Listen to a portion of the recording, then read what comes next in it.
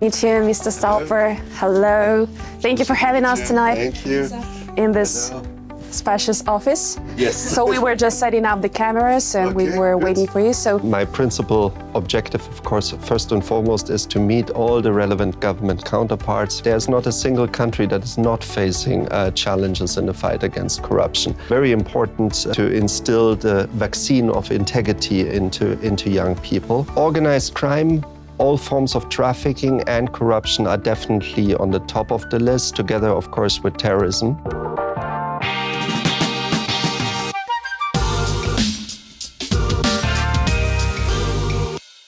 hello and welcome back to the Astana Times YouTube channel. I'm your host, Astana. We are honored to have tonight with us Oliver Stolpe, the regional representative for the United Nations Office on Drugs and Crime, covering the region of Afghanistan, Central Asia, Iran and Pakistan. With more than 25 years of experience, Mr. Stolpe has been at the forefront of developing policies and programs aimed at addressing issues related to drugs, crime and terrorism. Mr. Stolpe, thank you for having us today in this spacious office. So before we dive into the question, I want to ask you about the objectives of your trip to Kazakhstan. Could you share with us? Thank you so much. Thank you for having me and giving me this opportunity to speak to you and your viewers. Now, this is my first visit to Kazakhstan since I have taken over as the regional representative for UNODC for Afghanistan, Central Asia, Iran and Pakistan. And I arrived here yesterday. My principal objective, of course, first and foremost, is to meet all the relevant government counterparts, Ministry of Foreign Affairs, the Anti-Corruption Agency, the General Prosecutor's Office, the Financial Monitoring Agency, and so many more. And also to attend, as of tomorrow, the regional meeting of the platform that has been created about a year ago for the fast-tracking of the UN Convention Against Corruption. So that is a platform that was created, as I said, a year ago. This is the first high-level conference going to be hosted by Kazakhstan. And we are looking forward to essentially understand better how countries are dealing with their obligations towards that convention, how far they have gone, where they face some maybe challenges in implementation, where there's common gaps, and of course also, and most importantly, maybe where there's good practices so that we create opportunities for learning from each other. Mm-hmm. And what is this convention about, if you could share just briefly? Right. Good question. So the UN Convention Against Corruption was adopted in 2003. And it enjoys, as one of the few actually international conventions that enjoy universal application. So all countries in the world have ratified, and so have, of course, the countries in this region. However, ratification is only the first step. Effective implementation is far more complicated. It's a very comprehensive instrument. It has a whole range of articles that ranging from the prevention of corruption over criminalization, law enforcement measures that countries are supposed to take, as well as on international cooperation and the recovery of stolen assets. So while in Kazakhstan, could you share with us what are some of the key initiatives and partnerships that UNODC is pursuing with Kazakhstan? Well, so far our cooperation has been in the anti-corruption space has really been focusing on one is anti-corruption education in schools. Very important to catch them while they are young, as one of the presidents in this region put it, to instill the vaccine of integrity into young people. And other areas are including, for example, corruption legislation, where we've provided advice, in particular on the criminalization articles. And now we are starting a relatively young cooperation around asset recovery with the newly formed Asset Recovery Committee in the General Prosecutor's Office. Since we mentioned the importance of youth engagement, my next question is, how does UNODC empower young people to promote their active stance against crime? Well, we have a whole host of initiatives. I think the most important one is the Global Resource on Anti-Corruption Education, which is really a very comprehensive set of educational tools ranging from games over videos, over video games, applications, and so on. But of course also materials for teachers, for example, of how to engage young people in a conversation around corruption. Very often actually more a conversation about integrity. So the word corruption may not even arise in the conversation, in order to build values, to reinforce positive values, and to sensitize young people about what's right and what's wrong. I think we've gone quite far. Several of the countries in the region have already committed to integrate this program, this GRACE, so-called GRACE initiative, into their educational systems. Of course, the political decision in these cases are relatively easy and quick to do. The much bigger challenge is of how to roll it out to tens of thousands of public schools, and that is exactly what we want to do as a next step. So Kazakhstan has made some progress in fighting corruptions, but we see that some challenges still remain. Could you elaborate on how does UNODC support Kazakhstan in the fight against corruption? Well, first of all, I think we need to really be very clear that there's not a single country that is not facing challenges in the fight against corruption. So Kazakhstan is, of course, also in that regard not an exception. I think for us right now in the partnership with Kazakhstan, and of course I'm speaking here after my very first meeting with the General Prosecutor's Office, and I'm yet to meet with the Anti-Corruption Agency, so I really need to hear from them where the priorities lie in their own eyes, and then to determine of how we can best support those. So I don't want to preempt that specific question at this very moment. And given your vast experience, could you share with us what are some of the most effective and innovative ways to address and combat corruption within law enforcement and government agencies in the region? Let me go a little bit more broader than just the region, because I think this is a challenge that really many countries face. We often say that the gatekeepers themselves are affected by corrupt practices, as the whole public sector is. And I think the first thing that really needs to happen in any country that wants to get serious about addressing that specific corruption challenge is to actually properly understand where exactly it's happening, which type of public officials are affected, where are geographic maybe hotspots of corruption. In order to do that, you need a national corruption survey. So you need really to fully understand the problem so that you are not spending a lot of effort and resources maybe pursuing a minor problem that you perceived as being a big issue, but actually for the citizens it's not.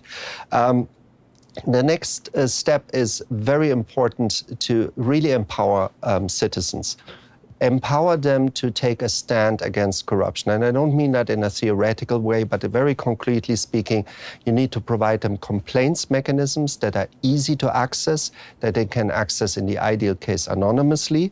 Like, for example, modern technology offers us all. Social media can be a very powerful tool, getting quick, including little videos, photos, short reports from citizens on incidents of corruption.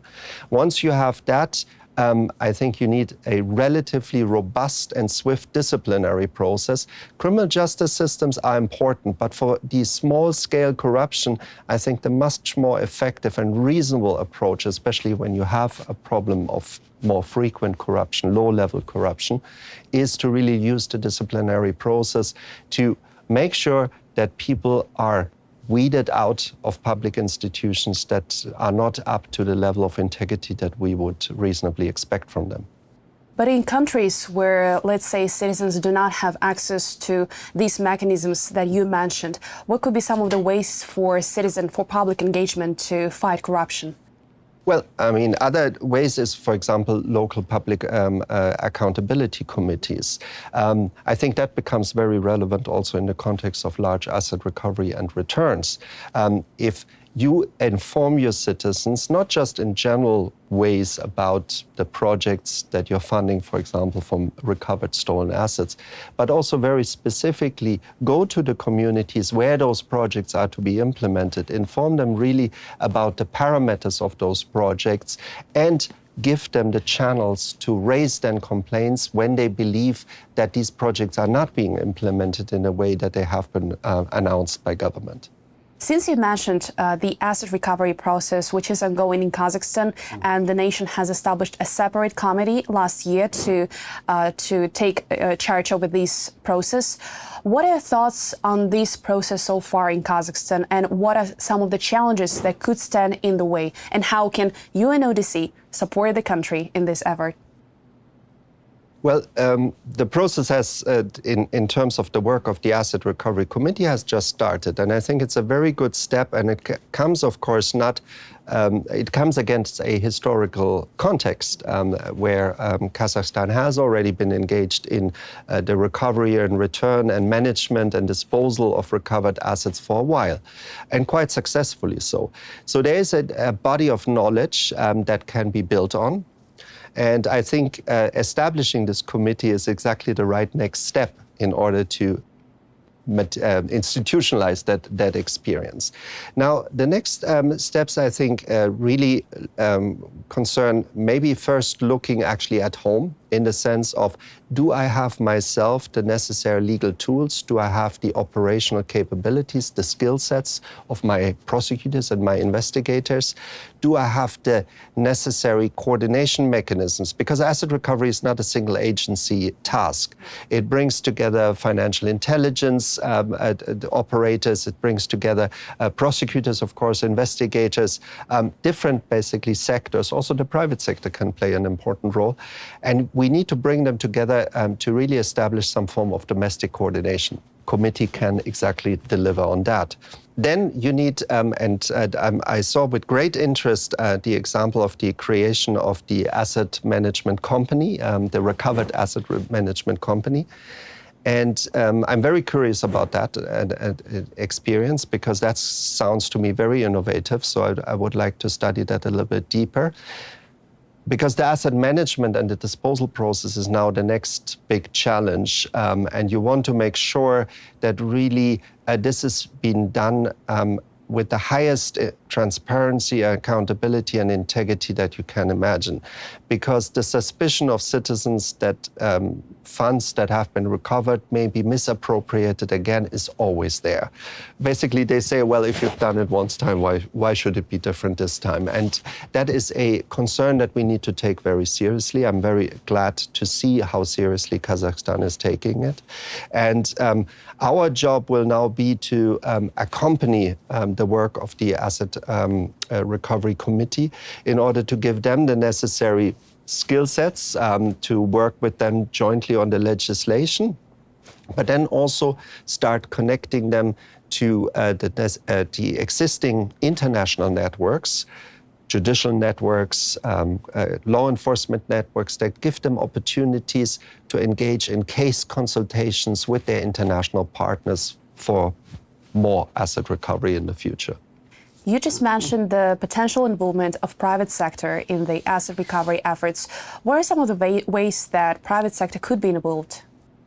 Well, the private sector can have very different approaches. So, of course, first of all, in terms of transparency measures, they can teach us quite something. I think also in terms of managing the disposal of assets, the effective implementation of assets. That's, I guess, why Kazakhstan chose to create a company structure for the management of those assets. I think there's quite a number of things that we can do jointly in that regard with the private sector. Now I want to have a broader look at the region of Central Asia. What are, in your opinion, are some of the key challenges facing Central Asia's long-term security? Organized crime, all forms of trafficking and corruption are definitely on the top of the list, together, of course, with terrorism. I think we are all very well aware that with the situation evolving in Afghanistan, with the nature of drug markets changing very rapidly, with the issues of border security that are coming up because of the increased also engagement of all the or most of the Central Asian countries with Afghanistan.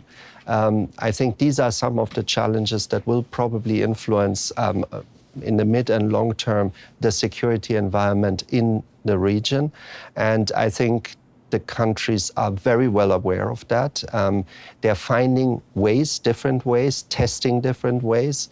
And I think what maybe should happen going forward, and we are trying actually to encourage that, is to work towards a coordinated approach. There is an international coordination that is happening already, but I think the Central Asian countries, because of their specific realities of being direct neighbors, they need to take a bit of a leadership role, and they're doing that already, but not yet in a coordinated and joint fashion. And I think that's the next step that I would hope we will see in these coming months. Well, that's exactly what is usually being brought up, speaking about Central Asia, is that there is a lack of coordination, and it's not only in terms of fighting organized crime and drugs and terrorism, but in all other many areas that coordination is actually lacking.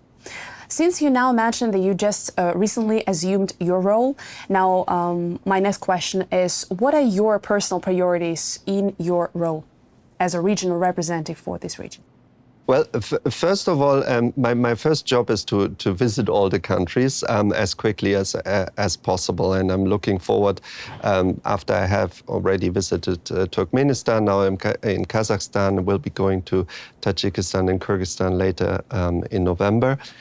And to really listen to the various counterparts, to understand the challenges, but also the opportunities that are rising. And I do disagree with you a little bit about the lack of coordination. That's a little bit of like a glass half full, half empty. I rather say it's half full because a lot of coordination is happening. I think just in this specific case, I think a more of coordination is right now is the moment.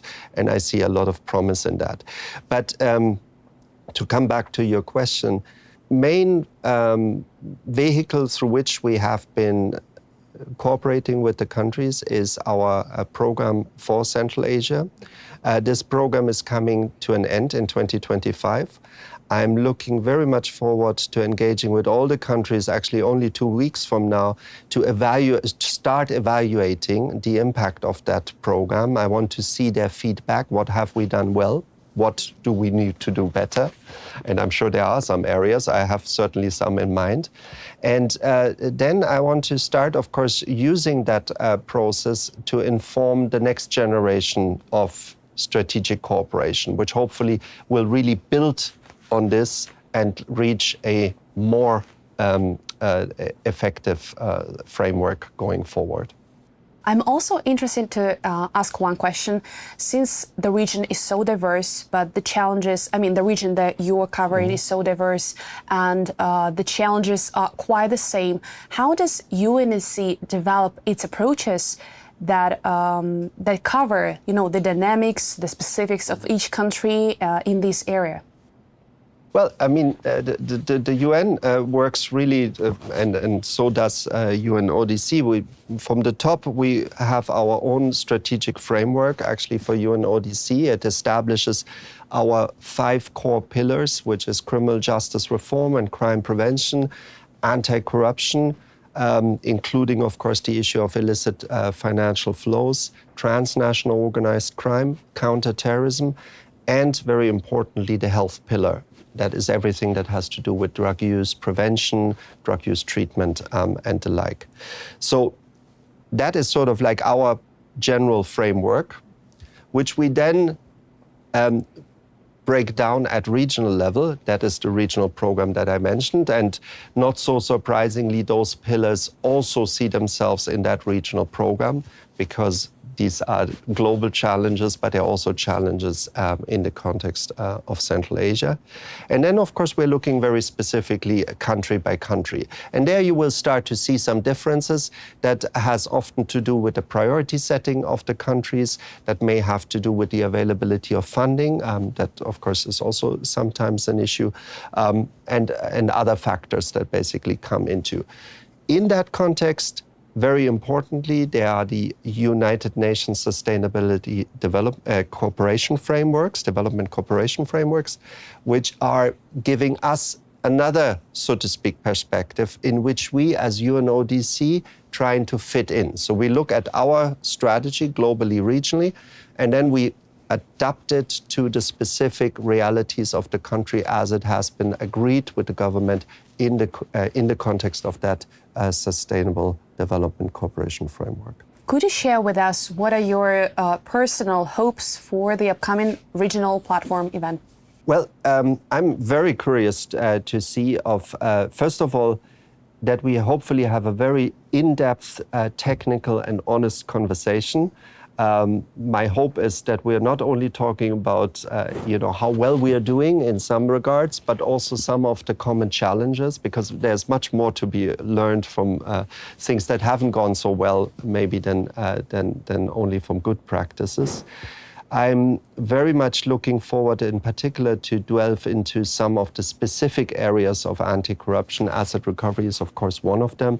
There's very interesting experiences also coming, for example, from Uzbekistan. So that kind of conversation between Kazakhstan and Uzbekistan about how to go about the return and transparent disposal of recovered assets, I think will be a very fascinating topic. We will be, of course, talking about the ongoing second cycle review of the UN Convention Against Corruption. So right now, countries are being assessed in terms of their compliance against the provision of the prevention chapter and the asset recovery chapter. So I'm also looking forward to hear more from countries where they stand exactly on that and how much progress they have been making, and also what they expect themselves coming from those reviews, because these reviews should not be just compliance reviews in the classical sense, but there should be really learning opportunities. And many countries have been using it exactly like that. Thank you very much, Mr. Stolpe, for this insightful conversation. That's all on my questions. Thank you so much.